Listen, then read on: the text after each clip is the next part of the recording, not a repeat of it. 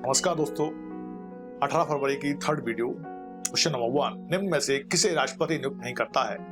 उच्च न्यायालय के न्यायाधीश, संघ राज्य क्षेत्र का उपराज्यपाल, उपराष्ट्रपति, उपरोक्त में से सभी। Give the right answer.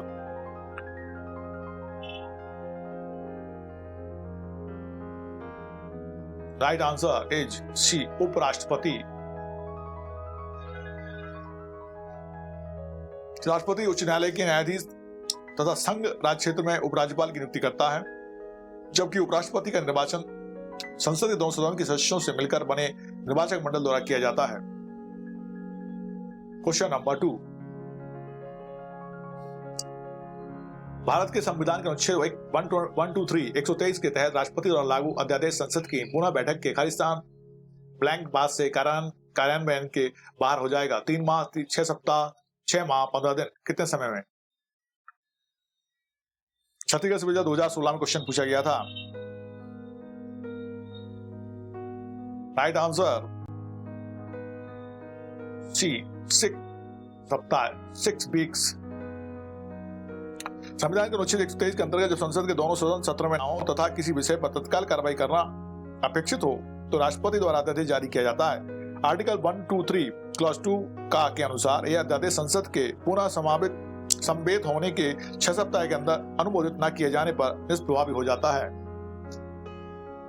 Question number 3, जातियों या जनजातियों को अनुसूचित जाति या अनुसूचित जनजाति घोषित करने की शक्ति जिस संवैधानिक अधिकारी में भेद है वह है संसद, अध्यक्ष, अनुसूचित जाति, अनुसूचित जनजाति आयोग या भारत का राष्ट्रपति या गृह मंत्री? बताइए। UP civil 2003, UPPCS 2001।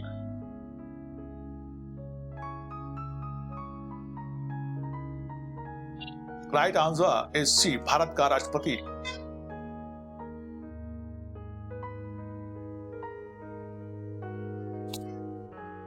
संविधान के अनुच्छेद 341 के अंतर्गत भारत का राष्ट्रपति किसी राज्य या संघ शासित क्षेत्र के संबंध में राज्य होने की स्थिति में वहां के राज्यपाल को से परामर्श करके किसी जाति को अनुसूचित जाति तथा अनुसूचित जाति तथा अनुच्छेद 342 के तहत अनुसूचित जनजाति घोषित कर सकता है। 341 और 342। क्वेश्चन नंबर 4, भारत के संविधान के निम्नलिखित किस प्रावधान द्वारा राष्ट्रपति को अध्यादेश प्रख्यापित करने की शक्ति प्राप्त है? आर्टिकल 112, 124, 123, 125। बताइए जल्दी से। MP APO 2010, UP lower 2003, UPPCA 1992। Right answer is P, article 123, 123। संविधान के अनुच्छेद 123 में राष्ट्रपति की अध्यादेश जारी करने की शक्ति निहित है। राज्यपालों की अध्यादेश जारी करने की शक्ति का प्रावधान अनुच्छेद 213 में निहित है। आर्टिकल 112 वित्तीय विषयों के संबंध में संसद की प्रक्रिया, आर्टिकल 124 उच्चतम न्यायालयों के न्यायाधीशों की नियुक्ति तथा आर्टिकल 125 न्यायाधीशों के वेतन तथा विशेषाधिकारों के विषय में प्रावधान करता है। क्वेश्चन नंबर 5, किसी भी राज्य के राज्यपाल को 5 वर्ष से पूर्व नहीं हटाया जा सकता। राज्य के मुखबंद द्वारा कभी भी हटाया जा सकता है, राष्ट्रपति द्वारा कभी भी हटाया जा सकता है, केवल संसद द्वारा हटाया जा सकता है। तो right answer, time starts now. Chhattisgarh PCS 2005 में क्वेश्चन पूछा गया था।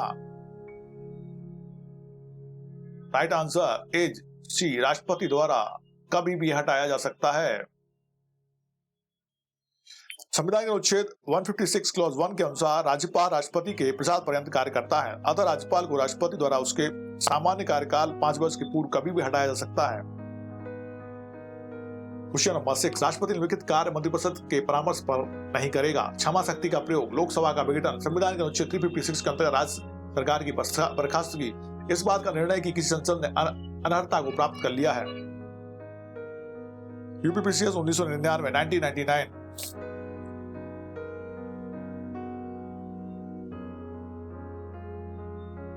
राइट आंसर इज डी, इस बात का निर्णय कि किसी संसद ने अनर्हता को प्राप्त कर लिया है।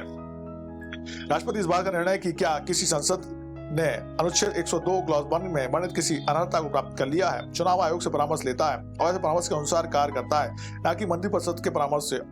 आर्टिकल 103, 103 विकल्प में दिए गए अन्य कार्य राष्ट्रपति मंत्रिपरिषद के परामर्श से ही करता है। नाउ क्वेश्चन नंबर 8, संविधान के अनुच्छेद 72 में प्रदत्त दंड को क्षमा, प्रतिविलंबन, विराम या परिहार करने की शक्ति भारत के राष्ट्रपति द्वारा प्रयोग की जाती है। उससे पहले अपन देखते हैं क्वेश्चन नंबर 7, भारतीय संविधान के किस अनुच्छेद के अंतर्गत भारत का राष्ट्रपति किसी विषय या मामले में उच्चतम न्यायालय की राय मांग सकते हैं? Article 140, 143, 141, 142. Give the right answer. UP lower supplement 2003. Right answer is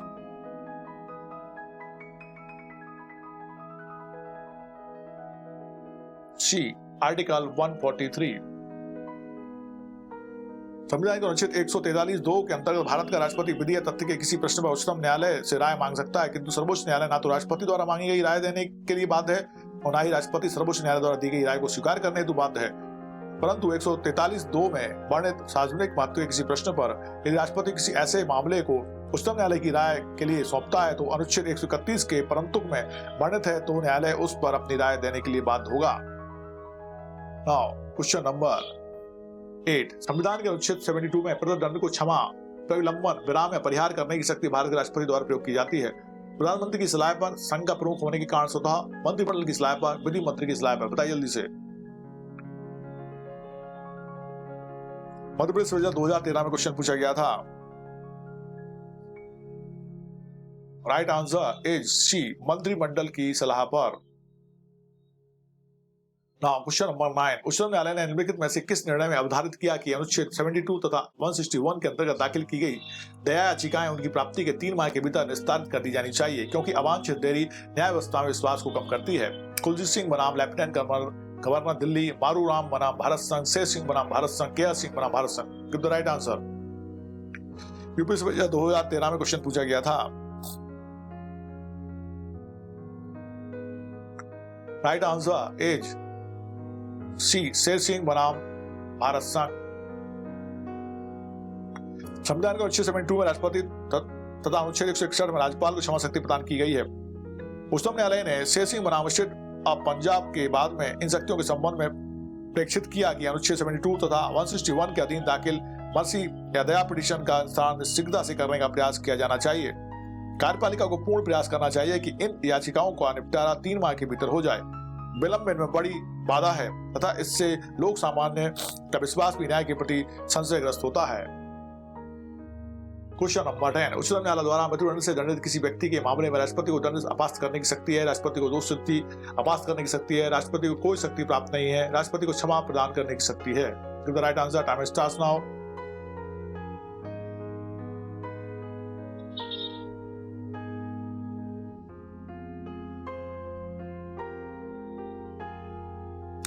right answer is D, राष्ट्रपति को क्षमा प्रदान करने की शक्ति है।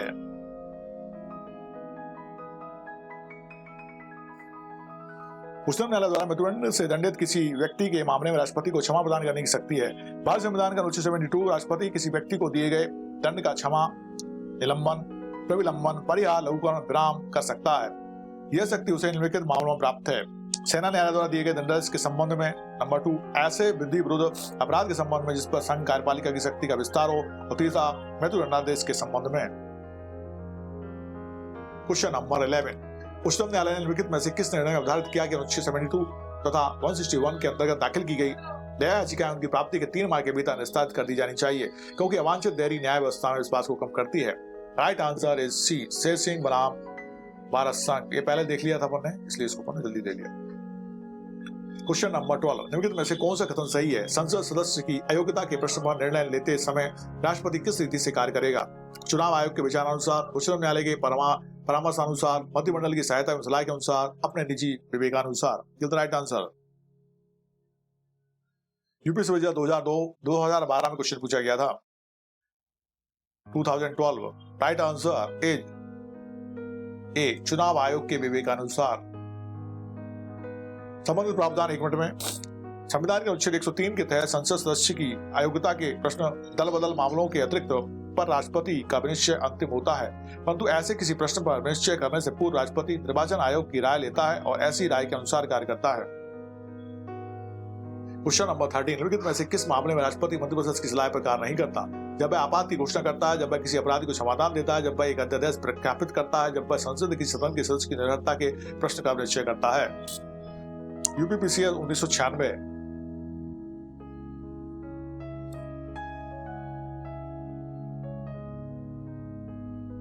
राइट आंसर इज डी, जब वह संसद के किसी सदन जब वह संसद के किसी सदन के सदस्य की निरर्हता के प्रश्न का विनिश्चय करता है। क्वेश्चन नंबर 14, संविधान में प्रदत्त शक्तियों का दुरुपयोग करके भारतीय राष्ट्रपति एक निरंकुश शासक बन सकता है? किसने इस प्रकार की आशंका अभिव्यक्त की थी? डॉक्टर राजेंद्र प्रसाद ने, डॉक्टर ए लॉर्ड हिल ने, सी के एम मुंशी ने, डॉक्टर ग्राहम विलियम्स ने? बताइए जल्दी से।